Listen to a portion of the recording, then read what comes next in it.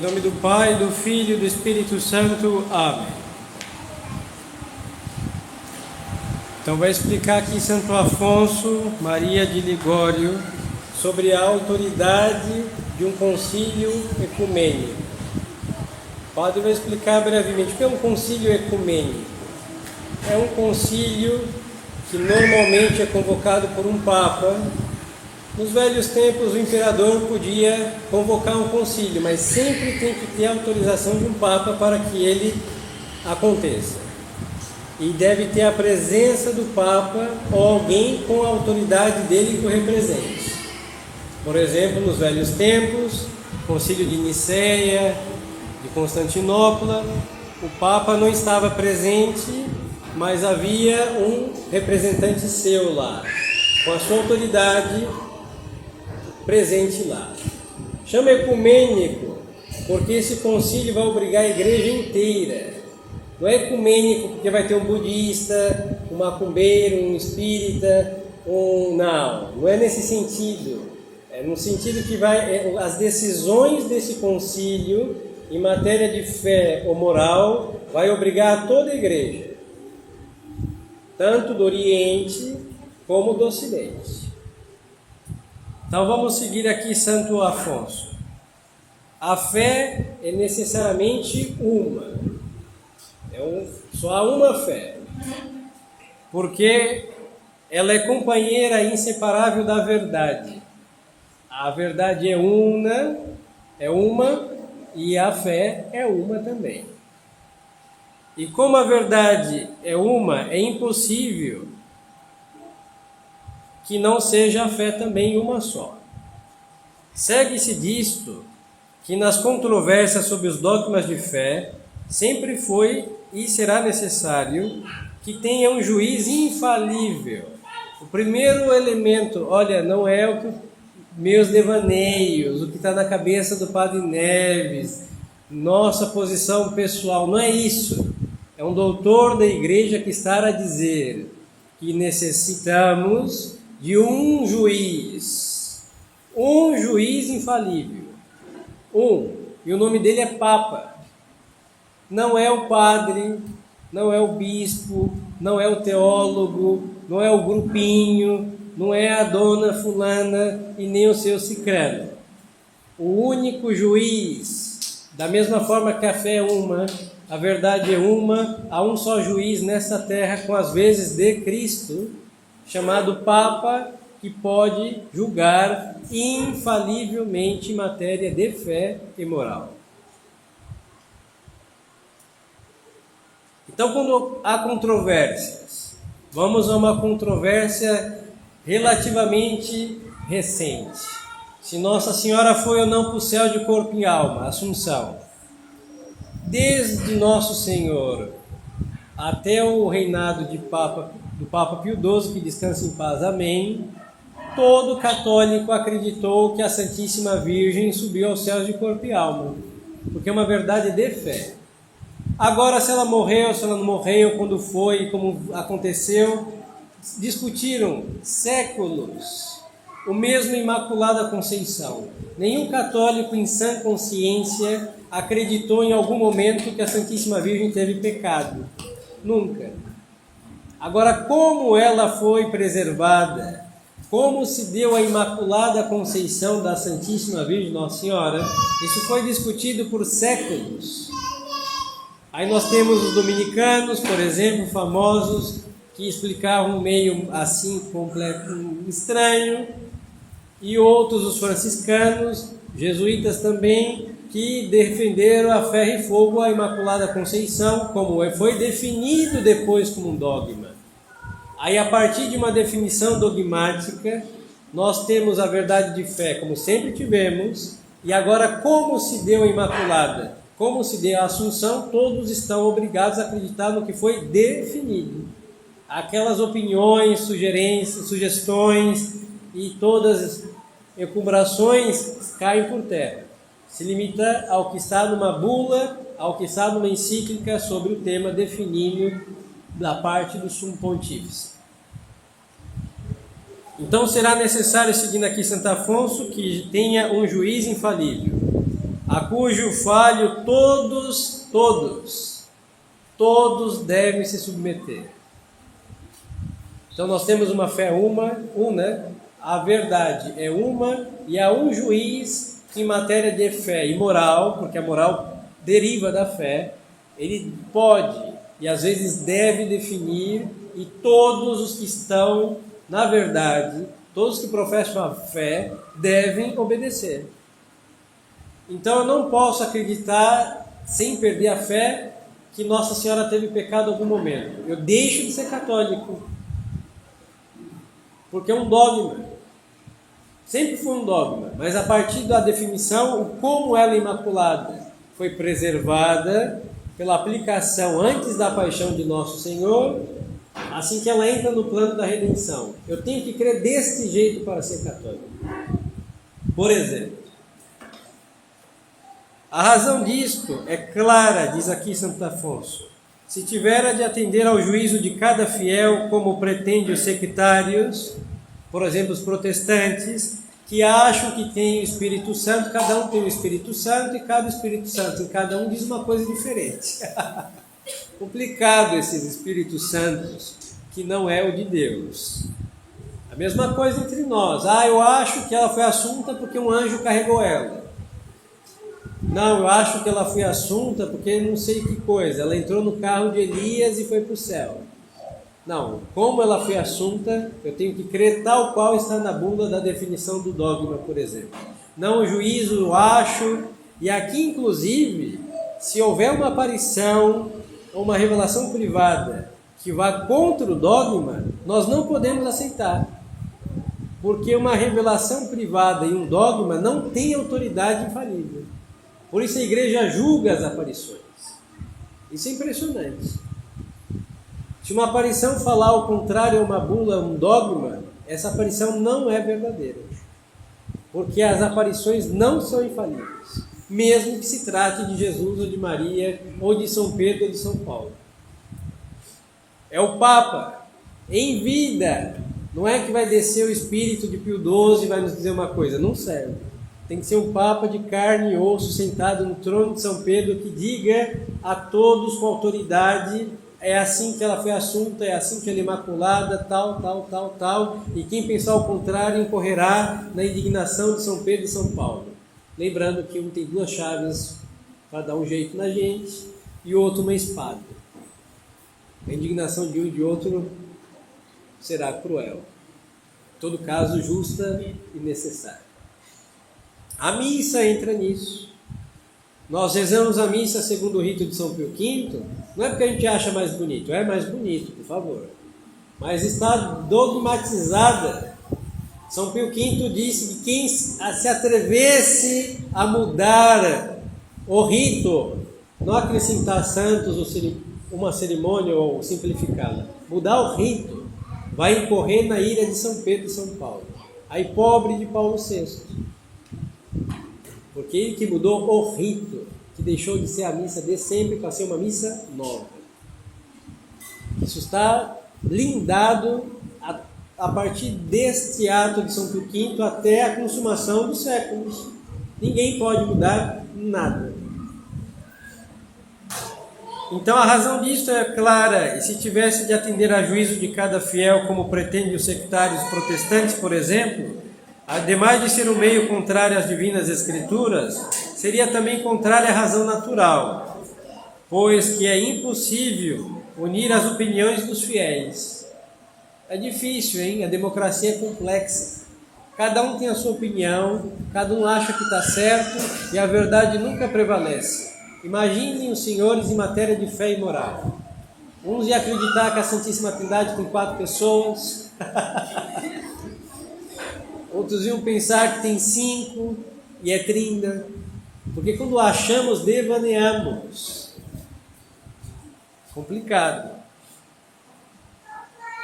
É difícil, impossível unir as opiniões dos fiéis e formar delas um juízo distinto das definições e dos dogmas da fé. As disputas seriam intermináveis. E longe de haver unidade de fé, haveria tantas crenças diferentes quantos são os indivíduos. É o caso do protestantismo. Tem tantas igrejas quanto os protestantes. E uma só Bíblia, hein? Que tem a mesma quantidade de livros. Todas as Bíblias deles são iguais, salvo Testemunho de Jeová, Mormons e algumas exceções. E tem tantas fés, ou fezes, quantos hereges. Porque não há uma fé e um juiz para julgar que isso é contra a fé, isso se despertua da fé. Não tem.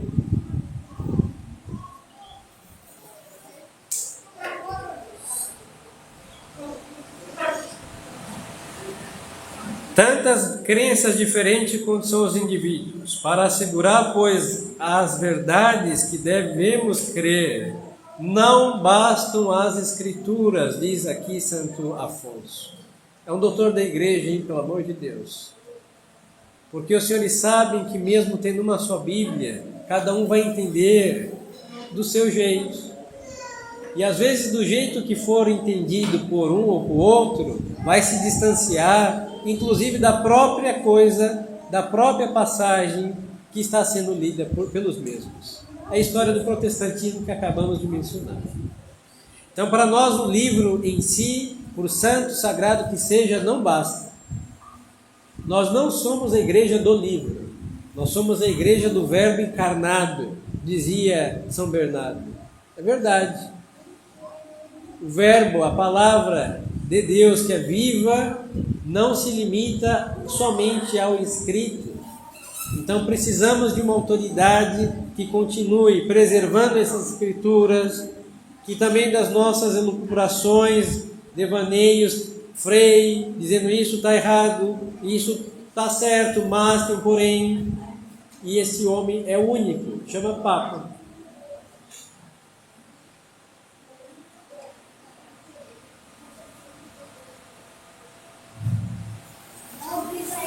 Porque em muitos lugares pode ter tantos diferentes sentidos, verdadeiros e falsos, de sorte que não seria uma regra de fé, senão um manancial de erros para os que quiserem tomar dos textos em um sentido depravado. É o caso do protestante. Por isso, livre exame. Aí cada um vai fazer o seu exame, cada um vai fazer a sua igreja, cada um vai ter a sua doutrina e vai culpar aqui o Espírito Santo, que paga o pato de tanta confusão. Agora bem, segue aqui Santo Afonso, interceda por nós. Entre todas as igrejas, a católica romana é a única verdadeira. E que todas as que dela se separaram são falsas. Isso é evidente segundo o que se há dito, porque a Igreja Romana, por confissão dos mesmos sectários, foi certamente a primeira fundada por Jesus Cristo. Eu diria que é a única. A única fundada por Jesus Cristo, logo é a primeira, e os sectários sabem que saíram dela. Logo, o que saiu de Jesus Cristo não pode ser errado. Seria uma blasfêmia dizer que Jesus Cristo fez uma igreja desmantelada. Então, a Igreja Católica Apostólica Romana é a única verdadeira. A ela, Jesus prometeu a sua assistência até o fim do mundo. E disse a São Pedro que esta igreja jamais seria destruída pelas portas do inferno. Aí segue aqui Santo Afonso, senhores. Prestem atenção. Portas que, estando a explicação de São Epifânio, designam a heresia.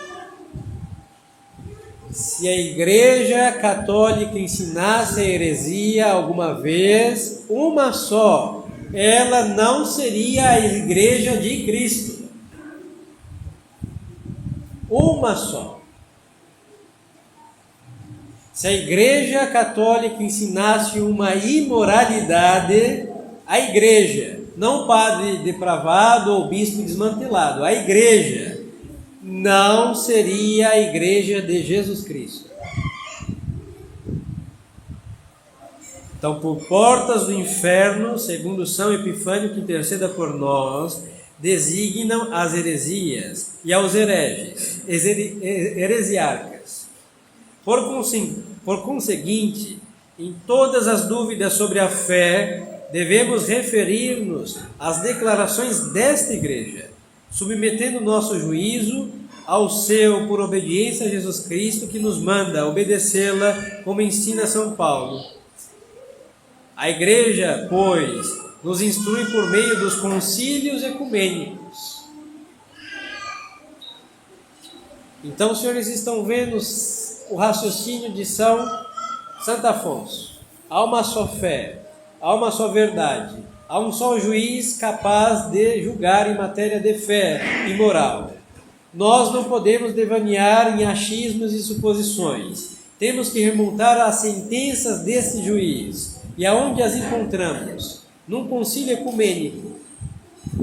Assim que um concílio ecumênico não pode ser desmantelado, não pode ser herético, não pode ser imoral. Não pode. Está assistido pelo Espírito Santo, que é o que preserva a unidade e a verdade eclesiástica. E diz aqui, seguindo a Santo Afonso, e por isso a tradição constante de todos os fiéis, há olhado sempre como infalíveis as definições dos concílios ecumênicos. Sempre, todos os 20 concílios ecumênicos da Igreja foram tidos por infalíveis, porque por sua natureza o concílio ecumênico é infalível, ou seja, não há deficiência de fé e moral neles, e não pode haver.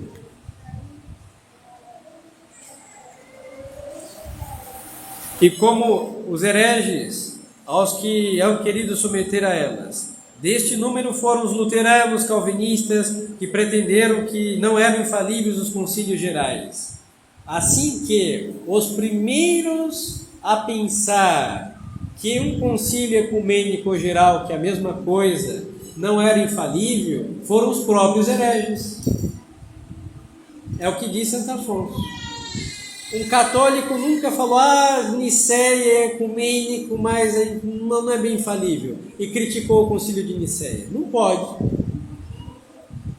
O Concílio Vaticano I, pelo amor de Deus, exagerou a autoridade do Papa e ficou aquele Papa muito imperador da Igreja, não é infalível. Quem pensou isso? Os veterocatólicos. E foram o quê? Excomungados. E fizeram uma igreja paralela, cismática e herética. Assim que quem pensa que um concílio ecumênico não é infalível, os primeiros a pensar este desatino, disparate, foram hereges. Calma, vamos chegar no Vaticano II. Vamos chegar ali.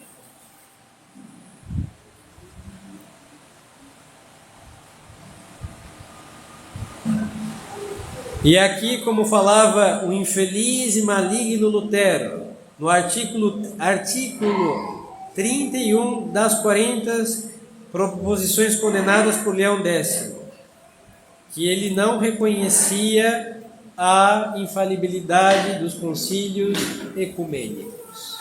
Ele escreveu isso, ficou claro. E esses concílios são infalíveis. Quem não crer não é católico. Quem não os obedecer não é católico.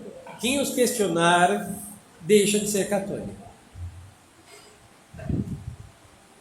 E esta falsa opinião foi abraçada pelos luteranos e calvinistas, e com efeito Calvino e Beza, segundo refere um autor, dizem que todos os concílios, por santos que sejam, podem errar. Quem diz isso é um herege, hein? Todos os concílios que, por citação, aspas, daqui às cordilheiras, indo e voltando muitas vezes, todos os concílios, por santos que sejam, podem errar, concernente à fé. muitas vezes nós repetimos esse desatino, esse disparate. O Concílio Vaticano II foi concílio ecumênico? Foi? Não foi. O concílio foi convocado pelo Papa? Não foi. Ele tratou de fé e moral, não tem nenhuma heresia? Tem heresia.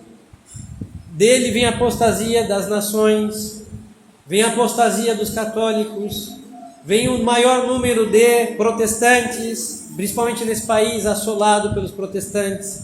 Os que estão na missa, estiveram hoje, domingo, não sabem nem quem é a Santíssima Trindade, não sabem que preservativo vai para o inferno, comprimido leva para o inferno, aborto leva para o inferno, e o pecado mortal leva para o inferno, isso é contra a moral.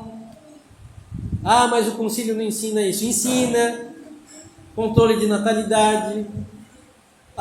Deus dos cristãos, dos muçulmanos, dos hebreus é o mesmo. Mentira. É uno, é verdade. O nosso é unitrino, deles não é. Isso não é uma heresia? É heresia. A colegialidade que o Papa governa com uma renca da torcida do Corinthians com ele, a Gaviões da Fiel, da igreja, é mentira. O Papa governa a igreja sozinho, não precisa de bispo, nem de cardeais, nem de ninguém. Ele é a autoridade única e suprema da igreja. Dizer isso é heresia, claro que é heresia, um dogma de fé. Tu és Pedro, tu, e sobre ti, edificarei a minha igreja. Não foi sobre André, não foi sobre João, não foi sobre outro, foi sobre Pedro. Aí não, a igreja é governada por uma renca de gente que toma café à tarde com o Papa. Não, ele governa sozinho, por biscoitinhos e chás que tome, café tá caro. Suponho que em Roma também. Aí alguém dizer, como disse uma pessoa ilustríssima, que o concílio heretizante, ele herege o concílio Vaticano II, e não é ecumênico, porque se fosse ecumênico não teria falido, como os outros 20 foram, e no perrengue, em perseguições. Tem um concílio que foi durante uma peste, que os bispos conciliares aí fizeram uma procissão de São Roque, acabou a peste, milagrosamente seguiu o concílio. Ecumênico e infalível são sinônimos. Quem pensou que não era infalível? Os hereges. Então, quem diz que um concílio ecumênico não é infalível, ele está repetindo, reproduzindo o pensamento do herege. É o que disse, segundo o raciocínio de Santo Afonso Maria de Ligório, que é um doutor da igreja. Eu não sou, e nem estes, por monges que sejam, bispo que sejam, o que os senhores quiserem, são doutores da igreja.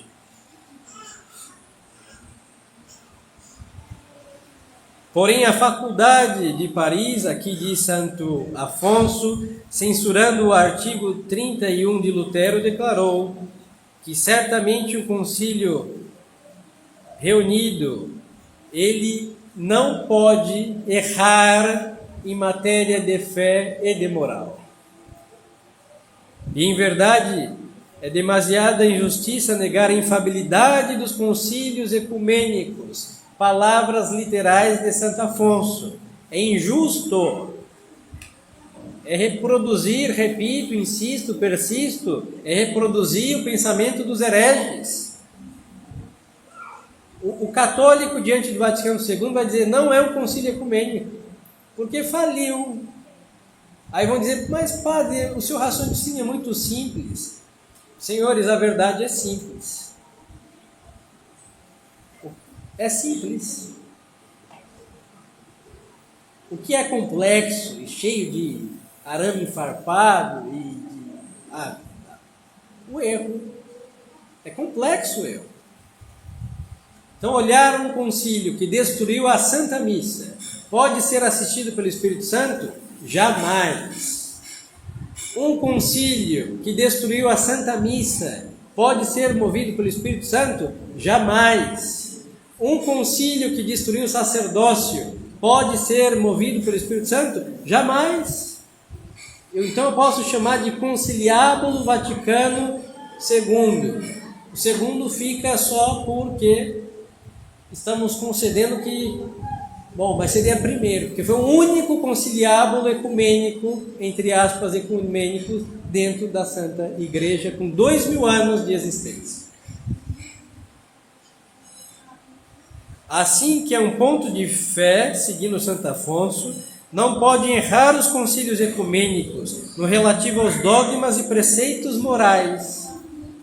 Não podem errar os concílios ecumênicos no que concerne a fé e moral. E quem diz isso é Santo Afonso, e este foi o pensamento contínuo dos católicos.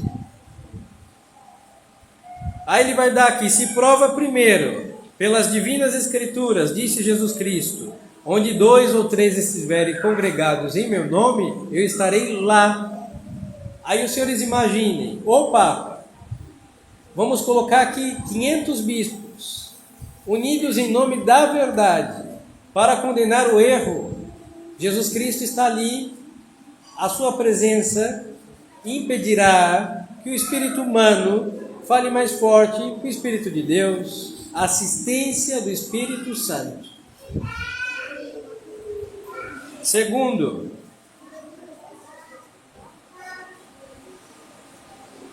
vamos seguindo primeiro aqui. Logo, mesmo que um concílio fosse composto somente por 2 pessoas, não pode errar, se reúne em nome de Deus. Mas, como explica o Concílio de Calcedônia em sua carta ao Papa Leão, e no Sínodo VI, Acta 17, essas palavras em meu nome não designam uma reunião de pessoas privadas que se juntam para decidir sobre negócios que só têm relação a interesses particulares, mas a assembleia daqueles que se reúnem para definir pontos que toquem a toda a sociedade cristã.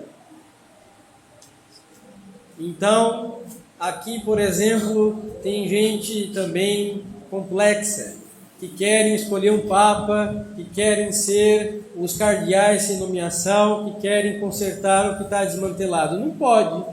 Eu sou uma pessoa privada. Mesmo sendo padre, eu não tenho autoridade de governar a igreja. Um leigo não tem autoridade de governar a igreja. Está de moda, chamado os conclavistas. 20 padres não podem governar a igreja. Eu não posso, vendo Roma do jeito que está, eleger um bispo, por santo que seja, e falar que ele é meu papa. Não posso. Somos pessoas privadas. Segundo, pelas palavras de São João, o Espírito da verdade que eu vos dei, ele ensinará toda a verdade. E segue aqui Santo Afonso. E antes, no capítulo 14, versículo 16, havia dito: eu rogo ao Pai, ele vos dará outro Consolador, para que permaneçam na verdade. E terceira razão se prova pelas promessas que fez o Salvador de assistir sempre à sua igreja para que não errasse. Eu estarei convosco todos os dias até a consumação dos séculos. Isso é bíblico. Nosso Senhor está conosco. Esteve nos 3 séculos de perseguição do Império Romano. Esteve, porque, senhores, nossa fé começou com 12 pescadores, hein? Matar 12 é muito fácil. E quem conseguiu matá-los? E acabar? Matá-los conseguiram, mas acabar ninguém conseguiu. Depois vem a Revolução Francesa, tão cruel quanto Nero e Diocleciano. Quem conseguiu? Não conseguiram. Porque Nosso Senhor está com todos nós, com todos e cada um. E por que Nosso Senhor não vai estar no concílio ecumênico? Para fazer com que a verdade não esteja misturada com sugestões, opiniões que pudessem poluir a doutrina, a fé, a moral. Se, pois, a igreja, como fica demonstrado, não pode errar nem o concílio geral que representa, então não pode errar um concílio ecumênico. Então vamos novamente para o Vaticano II. É chamado Concílio Ecumênico Vaticano II. Quem o fez? João 23 o convocou, de infeliz memória, e Paulo VI, de infelicíssima memória, o concluiu. Aí disseram ambos que não queriam definir e nem condenar, que ia ser um concílio pastoral. Um concílio pastoral trata de matéria moral, senhores. Eu não posso usar esse sinônimo de moral pastoral para dizer que é pastoral ele pode errar. Não pode. Não pode. Em matéria de fé e de moral, nem o Papa e nem os concílios ecumênicos podem errar, como acabamos de ver em Santa Afonso. E aí que vemos nesse concílio erros, vemos heresias claríssimas. Vemos o espírito protestante ser colocado no lugar da fé católica. Vemos o efeito do Vaticano II, uma igreja mundana. E Nosso Senhor disse o quê? Eu, disse o bom Jesus, não rogo pelo mundo. O mundo me odiou e vos odiará também. Como que eu vou fazer uma igreja que tem ódio a Deus, Nosso Senhor Jesus Cristo? Em nome do Espírito Santo? Não, em nome do diabo. Então, assim sendo, mesmo com o sinônimo de pastoral, um concílio não pode errar, e este errou, por isso não é um concílio da igreja. E as suas derivações, tudo que deriva dele, tudo que segue dele, de missa, de sacramentos, de sacramentais, de catecismo amarelo, porque é anêmico, é deficiente de fé, não serve nada mais que para ser lançado ao fogo. E quando Deus lhe aprouver a nosso Senhor restabelecer sua igreja, todas essas coisas serão condenadas. Já estão. Por exemplo, para concluir, vamos ao que ensina sobre a missa ou missal de Paulo VI. O rito da missa do missal de Paulo VI. Pode ser em latim, pode ser cantado em gregoriano, o que os senhores quiserem, mas a doutrina dele é uma ceia. Aí vamos aos cânones do Concílio de Trento. Quem disser que a missa é uma ceia, seja anátema, ou seja, seja condenado. Vamos à missa nova, tudo é dito em voz alta. Não uma mudancinha de nada acidental. Vamos ao Concílio de Trento. Quem disser o cânon da missa em voz alta, seja anátema.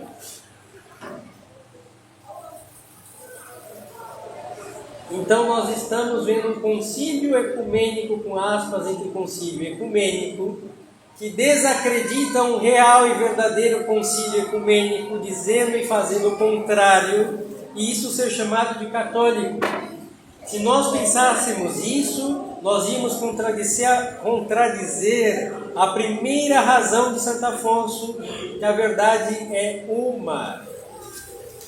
No século I, no início do mundo e no final dos tempos, será sendo a mesma verdade. A igreja não pode desdizer o concílio, porque é uma verdade perene, como a verdade é perene. Então, senhores, corrijamos nossos vocabulários. Quem se expressa mal acreditará erroneamente e se afastará inevitavelmente da verdadeira fé. O Vaticano II é um concílio herege. O que saiu dali é heretizante, sim, e quem o leva à última consequência é herege. Por piedoso que reze, por devoto que seja, mas em matéria de fé, levando às últimas consequências, não é católico, porque desacredita os outros 20 concílios e nunca isso pode acontecer, porque cada um deles, quem falou foi Pedro e quem falou foi Cristo. Os senhores lembram da passagem concluo de fato, Nosso Senhor disse a São Pedro: Pedro, Satanás, está lá em São Lucas, quis te peneirar como trigo. Os senhores sabem como o trigo é peneirado. Está lá com os grãos, com a sua palhinha, na peneira, sacode, joga, o vento leva a palha e cai os grãos. Isso quis fazer com São Pedro e Satanás. Como segue o relato bíblico? Eu, diz o bom Jesus, roguei por ti para que não desfaleças na fé. Confirma os teus irmãos na fé. Por isso esta cátedra, da qual nós temos a dita de pertencer, da Igreja de Roma, ela é mestra da verdade. E ela nunca conheceu a heresia. Vinda de papas, nunca. Todas as heresias vieram do Oriente, e quando suscitaram o herege, o diabo suscitou um herege no Ocidente, foi bem tardiamente, mas não veio de Roma. Porque o Papa está blindado pela oração de Nosso Senhor, que não permita que ele deficione na fé. Aí, o que aconteceu com o Vaticano II? Vamos deixar um ponto de interrogação e depois, com a graça de Deus, vamos seguir para termos claro que não é da minha cabeça calva e tonsurada que estou a devanear. É o pensamento de todos os tempos, de todos aqueles que professaram a fé que temos a dita de professar. Oremos. Em nome do Pai, do Filho e do Espírito Santo. Amém. A vossa proteção recorremos, Santa Mãe de Deus. Não desprezeis as nossas súplicas, que em nossas necessidades nos dirigimos, mas livrai-nos sempre de todos os perigos, ó Virgem gloriosa e bendita. Em nome do Pai, e do Filho, e do Espírito Santo. Amém.